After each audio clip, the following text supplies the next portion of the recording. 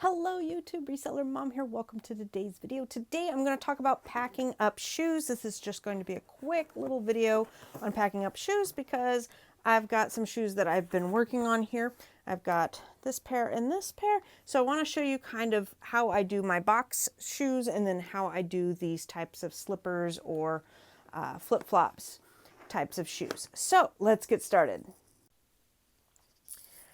First, going to start off with a standard boxed pair of sneakers here. You can get sneakers at a variety of places. Some of my favorites are Fred Meyer's, Kohl's, Marshall's, TJ Maxx, Ross. Those are my top stores to source shoes from. Now, with boxes of shoes, I don't want to get into this debate right now, but some people say that you can send them in without a box. You can get generic boxes and use those. It's been kind of... the debate has been taking place a lot over the internet, and my preference is to send it in with the original box. That's what I do. You guys can take your own risks with your own account.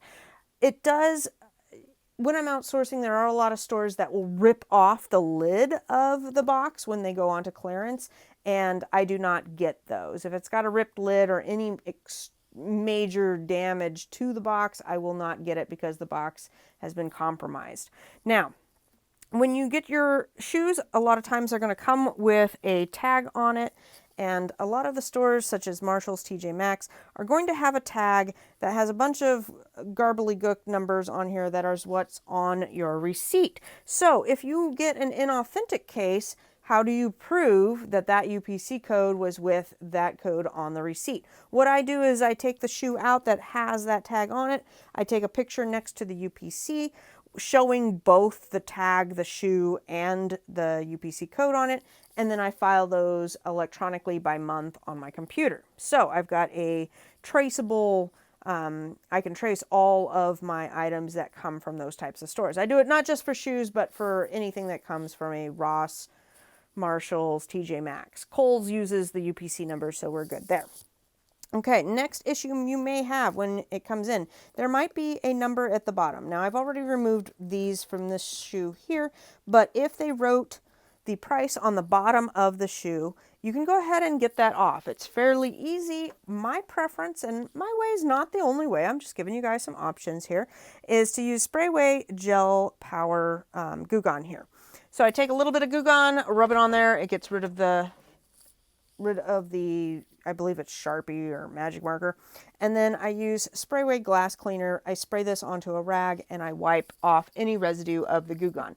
Now, I've heard other people recommend alcohol or sometimes acetone, but I find that using the Goo Gone glass cleaner method has less of a risk of having issues than using something stronger, a stronger solvent. Okay, so once I've gotten the picture of the tags and I've taken the tags off and I've taken any markings on the bottom of the shoe off, if there is need for paper inside the shoe, I go ahead and do paper. I use the same type of paper I've got here. It's your standard packing paper, cheap packing paper. I just bought a 20-pound bag of it for right around $17, so it's not very expensive. Then I tie the shoelaces so they look nice and neat. If they've been pulled out, I'll tighten them up, give them a nice little tie there, put the paper in them. I go ahead and line the box with the same type of paper, get them all snugged in there like so. I go ahead and I put my FBA label on the outside, and then you need to seal the box up. Now, you can use the top 3 ways that I've seen on the internet is the rubber band, taking basically saran wrap, but the plastic wrap that you wrap things up with. I call it saran wrap or plastic wrap. And you could make a band with that plastic wrap just by going around the box and then kind of tightening it up a little bit.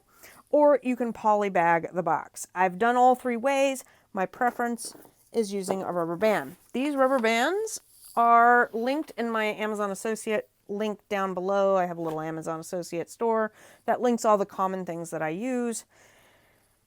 These are the rubber bands I get. They come in a box of 40.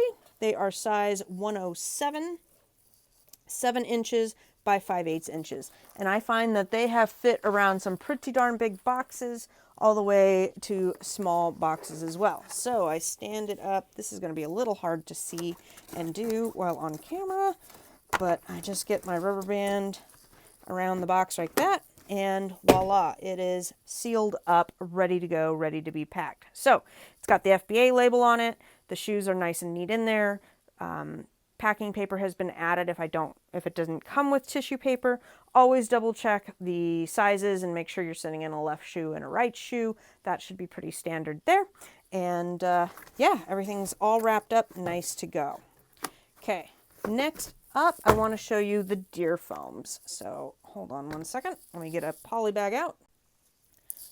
So now what happens if your shoes don't have a box? This is kind of standard with slippers, flip-flops. Sometimes you get kids' shoes at Walmart or whatnot. Let's see here, water shoes, things like that are not going to have a box. So you need to poly bag them. What I do on the back is I take off any tags, I black out any UPC codes, make sure that they are clean, ready to go. You wouldn't want any lint or anything like that on them. And I just put them into a poly bag. These are 11 by 14. It's just pretty standard for most of my shoes. Sometimes little kids' shoes can go into smaller bags. Don't forget to check out cool stores like Carter's. Sometimes Carter's is clearancing out their shoes, and you can make a really good money off of kids' shoes. But just put them into the bag like so. Pack them up, and they are ready to go. And then put your FBA label on the outside, and these guys are ready to go. You want to leave them attached to the hanger. I don't know if I'd call this quite a hanger, but you know what I mean there. You want to keep them all attached into the poly bag. I do take pictures again of any items that are coming from a store that has a different code on the receipt than the UPC code to keep track of inventory for IP claims. Anyhow, I hope you guys enjoyed this video. If you like these videos, go ahead and give me a thumbs up. If you have any comments, questions, suggestions, you can leave them down below. Yeah, that's it, guys. Thank you for watching and take care. Have a great day.